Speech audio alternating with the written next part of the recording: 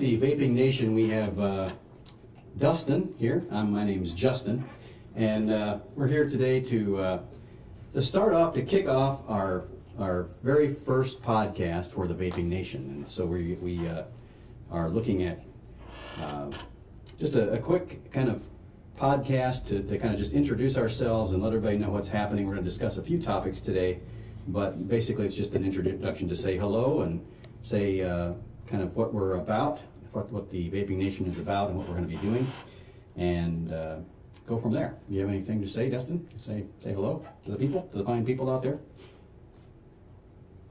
Dustin? Oh, Justin. Sorry. Oh, Dustin. I'm Justin. Sorry. Yeah. Dustin? Justin. Dustin. I'm Justin. You're I'm Dustin. Yeah, they have. I don't know if you noticed that our names happen to rhyme. I don't Justin know and if Dustin. anybody noticed that. JD. JD. All right. Yeah. That's sums it up. Yeah. Gonna have a podcast. Say hello to everybody. Hello. There you go. Good job. Okay, so maybe we could talk a little bit about the history of the Vaping Nation and how it came about, and what your story is a little bit. Let's talk to Dustin about that a little bit. You want to kind of introduce how you got here to this big, powerful complex that you're in now, that have become one of the most powerful people in the vaping world. Yeah. I'm Dustin. Yeah. I'm Dustin. He's Dustin.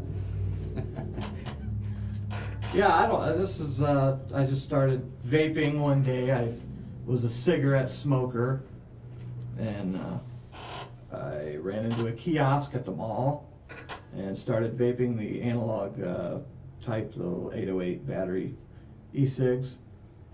And I did that for a while. I was able to quit smoking with those, but it just wasn't satisfying me. So I talked to my cousin.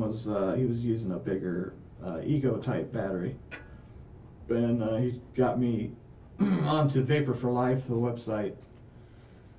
And so I ordered some of the bigger batteries, 808s, and I just really believed in vaping as a way to get off cigarettes, and I tried to tell people about it and turn it into a way to make money, hopefully. And I don't know, we've tried. I've partnered up with my uncle Dustin here. Justin. You're Dustin. And we should have name tags. Yeah, we should. It's gonna be hard, tough to keep apart. And long lost uncle, I've never seen him before. Yeah, I just came out of the blue and all of a sudden showed up. Yeah. And so we started an auction site. You want to talk about that or not? Yeah, we could. Yeah. So what was the idea behind the auction site? What was your kind of? Well, I had some old devices laying around. This is after I went from Ego to the little bigger box mods, the Chinese stuff, and you get a tendency to have a stockpile of old devices gathering in your closet after you vape for a while. And I wanted to put some of that stuff on eBay, so I put it on eBay, and I was kicked off the next day. They said I couldn't post e-cigarette devices on there. And so we started an auction site, based loosely off eBay. And so they were saying that because of the products you were selling, they were e-cig products, you couldn't sell them on eBay. Yeah, which is why you started the. Yeah, I tried to say that they're tobacco-related products. Yeah. So. Okay. So what's happened with that? What happened there? We started that. We had put some stuff on there, and we had a few sales. And the word started getting out. People started emailing a little bit, and then we were using PayPal as a pay service on there. So it was just like eBay basically. Anybody could put their item on there, and then somebody else could buy it outright or bid on it. And PayPal decided to freeze the accounts and say that e-cigarettes and e-juice were not. There was a harm. Was it harm? Regulated or harmful products or something. Harmful product something like that. So they would not allow PayPal to be used to pay for those items. Yeah, which pretty much put the. Yeah. So that shut that down. Yeah. Basically, and then soon after that, we got on eBay just to see what was going on, just to look around, see if they had stuff on there. And they have on eBay now. They had e-cigarettes on there, and you could use PayPal to buy those things on eBay. Which, for those of you who don't know, PayPal and eBay own each other. eBay owns PayPal. Now they have since supposedly divided up the company a little bit differently now, but they basically are one and the same. PayPal is owned by eBay. So basically what happened was, well, the way it looks anyway, it looks like eBay wanted to start selling e-cig products, so they decided to just take everybody else out of the market of using PayPal to keep their business going, so that they could keep corner the market as much as possible. It seems like that, yeah. It sure looks that way. Yeah, I mean, I haven't. I don't know if anybody else is able to use PayPal with their e-cigarette stuff. I just know they came after us pretty good. My account's still frozen. It's been months. So yeah, I don't. That's something how they can do that. Oh, we're gonna do it on eBay. That's okay, but you can't do it over here. You can't do it. Yeah. So it was kind of a big frustration there. So from that point, then where did you go then from there? What have you done? What have you been doing since then? Since you've been kind of. After that, we started thinking about a device, making a device. So we got the prototype done. This thing here, is a prototype, and that took quite a while just to get that finished. And then my uncle here thought we should get into the juice business. So we went that direction. We got the chemicals and the flavorings, and we don't use the traditional flavorings. We use our own type of flavorings. They're all food grade flavorings, so I spent a long time figuring out the recipes and getting the juice right. We got 12 flavors now, and we got that narrowed down pretty good. And it's 6 Steam is the company. Yeah, that's probably another whole story we could go into with that. Maybe we should we'll probably do a podcast on 6 Steam and what talk happened about that more. 6 Steam, the salesman incident. Yeah, the little salesman incident. And the state incident that we had. Yeah, the state and the federal crimes that were committed. The show that we wanted to have. Yeah, all that kind of stuff. Yeah, okay. We can get into all that at some point. I'm sure it'll spill over anyway in our, see it. But also, it's like a bucket of vomit. It kind of just pours spills out. over. It kind of oozes out. Gurgles up from underneath. Percolates, and then just kind of goes. Just like that. Yeah. That's pretty much the way every time I vomit, that's the way it looks. Yeah. But we can, by the way, 6 Steam is our sponsor for this right now for podcasts. And if you'd like to be a sponsor, let us know if you've got a product that you'd like to sponsor us or like to buy advertising. We'll talk about your product. We can talk about your product. We can do reviews. We can do all that kind of stuff. Or if you have an event that's coming up and you want us to be there to do a podcast, we can also do that as well. So we're happy to help out and do interviews of stores. If you've got a brick and mortar store, we can do that. If you've got an online store, we can do an interview and what your products are and that kind of thing as well. So that's one thing we'd like to do is travel. Yeah, we go around and interview some stores. Yeah. That's one of the. Hopefully, that'll be kind of one of our major occupations for this podcast, is to be able to actually go out and meet the people that are out there selling and see what's happening with the industry, see what's happening with the stores, and just to give the customer, the consumer, and others just a good way of seeing what's going on in the industry, seeing what's going on locally, community-wise, as well as nationally. I mean, we're willing to travel anywhere you guys are willing to pay for the mileage. So we'd be happy to do that. To move on from that, some of the what do you think? You've been pretty much in touch with what's going on in the community. What do you think some of the local frustrations are with the vaping industry? We're in the state of Indiana here, for those of you who don't know, and Indiana the governor just passed some legislation that is disgusting, and basically some of the worst in the country at this point. I know there's some others on the table. Some states have some things on the table, but Indiana went and did it, and the Senate drew up a bill. The Congress, the House passed it, and then the governor just signed it in this session. So starting July 1st, things change in this state, and we won't get into the nitty gritty of all of that. But what is your sense of the frustration level in the state of Indiana? What do you think's happening there as far as what's going on? Oh yeah, people are furious about it. It's a lot of people are going to be losing their stores, losing their income over it. There's hundreds of stores in Indiana that's what they rely on for their income, is their little brick and mortar store, you know, making their own juice in a nice lab in the back. But it's a nice clean lab. But now the state of Indiana says it's not clean enough. It's not good enough. It has to be cleaner than any food production place in the country, and it has to be. I mean, it's insane the regulations that they put on us.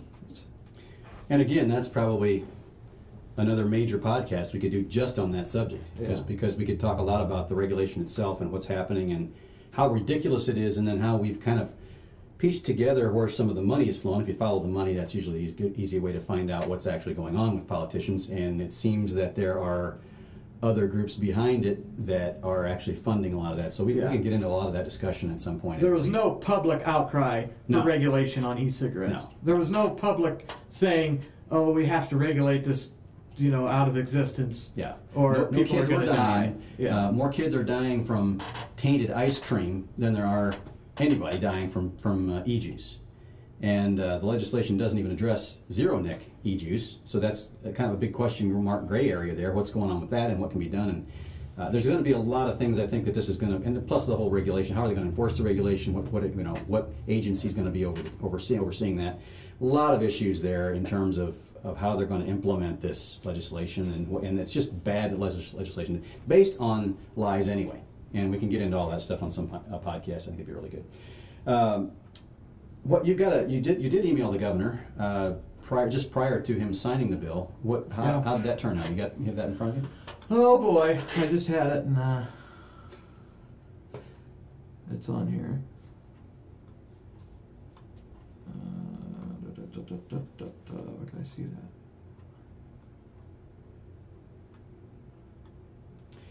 that? Just to kill some time here while he's looking that up, there's also a report here from the CDC. Just recently came out. It was just actually in the news a couple days ago, and I just happened to look it up here online. It says something about the number of calls to poison centers involving e-cigarette liquids containing nicotine rose from 1 per month in September 2010 to 215 per month in February 2014. That was last year. Now that's pretty long ago. It probably has gone down since then. Who knows? What they play with the numbers all the time with this stuff. But this says, according to a CDC study published in today's Morbidity and Mortality Weekly Report, the number of calls per month involving conventional cigarettes did not show similar increase during the same time period. One of the things that they're talking about here is how they're concerned about the alarming trend, and I won't read this verbatim, but the gist of the report, I'll just read the quotation that they have here. This report raises another red flag about e-cigarettes. The liquid nicotine used in e-cigarettes can be hazardous, says CDC Director Tom Frieden. He's an MD, MPH. The use of these products is skyrocketing, and these poisonings will continue, he says. E-cigarette liquids as currently sold are a threat to small children because they are not required to be childproof, and they come in candy and fruit flavors that are appealing to children. So I think what they're saying here is that kids are getting a hold of the e-juice and drinking it. And I think that's what's happening, basically, that's what they're saying. Which, again,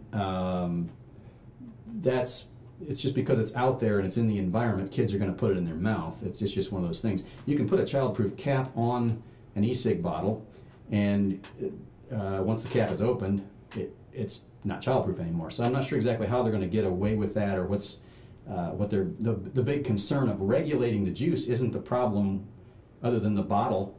They're just bringing up anything that they can. One of the other statistics that they quote here, and I won't read the whole thing just because it takes so much time, but they're basically concerned that the number of children, this was another issue from the CDC, it's a different report, but the number of kids under 18 using e-cigs is skyrocketing also. And it's not, what they were saying was the number of kids smoking isn't going down at the same rate that the number of kids using e-cigs is going up. Now the problem with that is the number of cigarette users among kids was going up already, so they're not factoring in the number of where it would be. Basically, the new tobacco users. Yeah, the new tobacco users, right. So it's taking the place of that, and even so, they're not saying whether or not there's nicotine in the juice, the juice that the kids are using. So I would rather my child if I had a child in high school, I would rather them vape than smoke cigarettes. Of course, yeah. Yeah, I mean, when you're around somebody who smokes and you're around an environment where there's a lot of smoking activity, you walk away smelling like an ashtray. There's obviously something there it's like it just smells bad. You can be around vaping all day long. You vape in the office here. We go vape places with vaping. I personally don't vape. I've never smoked. I don't vape. So I'm coming from a whole different perspective. You kind of have both angles of this. And there are people who don't smoke and don't vape just think that e-cigs are terrible, and yet it really is saving lives. And it's something that is so benign in terms of its problematic issues and stuff that happens within the home, and it doesn't discolor your drapes. It doesn't leave finger stains on your fingers. It does all those things that are happening to your lungs that aren't happening. Yeah, I mean it's so obvious because when you switch, within the first month, you're sleeping better, your food tastes better, you can breathe better, your clothes don't stink. It's so obvious that it's better for you. Your clothes have always stunk. Well, that's because I don't wash baby. Oh, well, that's right. I don't bathe. You don't bathe, but that's not because of this. That's a whole other story. Yeah. See, there you go. You're blaming something else for the vaping. So I'm trying to connect. Yeah, I'm like a politician. So. Well, just forget it. Yeah. I'm on to it. Okay. All right. Well, I'll shut up then. What's that? Huh, that's a critter. We have big critters running around here. Did you find that email? I did. Okay, you mind? Are you done talking now? No. Go ahead. Yeah, I sent him an email, and I just got this back. It was so nice of him to reply to me. Mm-hmm. I'm gonna put him in my friend box. Oh, good. They're your friend. Thank you for your letter to Governor Pence. He appreciates the time you took to express your views. House Enrolled Act 1432 regulation on e-liquids was passed by the Indiana General Assembly and signed into law by Governor Pence, so he did sign it, and will take effect on July 1st, 2015. The 2015 bill watch on the governor's website has been established. Sent to the governor's office for consideration. Yeah. So yeah, they just sent me this form letter thing and saying we don't care what you had to say, and we signed it anyway. Yeah. Thank you very much. Thank you for your for not agreeing with us. We just signed it for you anyway. Yeah, they're there to help us. So yeah, it's kind of funny how they seem to pass all this stuff kind of under the radar while all this the whole religious act thing was going on in Indiana with the restaurant that didn't want to. I didn't see anything on the news. The news didn't have anything. They still haven't talked about it at all, and it's a major legislation. It's going to affect a lot of people and a huge industry. This is a huge. I mean, on one hand, they're talking about, how many people is it going to affect? The whole Religious Freedom Act. How many people is that going to affect compared to this? This is even bigger, but they don't see it that way. They don't really understand the consequences here. But and like I said, there's big money behind it. We'll go into that song. We'll go over the whole bill. Yeah. Next time. Talk about the politics of all that. Just to kind of keep the show a little shorter, we'd like to talk sometime at some point about what reviewers are up to and some of the new devices that are coming out. We'd like to talk about some of those things in the show. We'll be inclusive about that.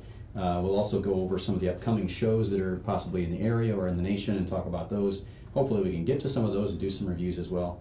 And so that we'd like to do all those things. That's all going to be part of the regular format of the show. We might have some shows that are specifically tuned to a particular thing, like the legislation here in Indiana, or we might have, but we're going to hopefully hit on a lot of those different topics with each of our shows, so that you can just get an idea of. Yeah, it looks like Grim Green just did a review of the SmokeTech X Pro M65 2 days ago. SmokeTech X Pro M65. M65.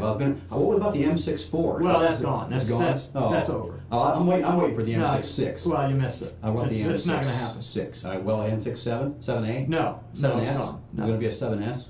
Well, that's for dogs. What about the Plus? Is there going to be a Plus? M5 Plus? Huh. It's got a bigger screen. Well, that might happen. So we're gonna talk about some of those kinds of things and kind of hit all those, and it should be very helpful for those of you listening. Hopefully everybody can find something within our show that's kind of speaks to where they're at with their vaping whether you're a vendor, whether you sell things in the vaping world, or whether you're just a consumer, or whether you're just curious about e-cigs. Hopefully we have something for everybody. If you would like to get in touch with us, you can contact us at TheVapingNation, all one word, TheVapingNation.com, and you can email. There's a place there where you can email us. You can also get on our newsletter list. You can subscribe to our podcast from there as well, and you'll be able to get all of our updates by RSS feed once you get up on our. We should be on iTunes pretty shortly, and Twitter and Facebook. We have a Twitter account, the Vaping Nation, on Twitter, and as well as Facebook. We have a Facebook page. It's just facebook.com/TheVapingNation. So you should be able to get to us there as well. So we'll also YouTube channel as well. It's just I think it's just the Vaping Nation on there as well on YouTube. Yep.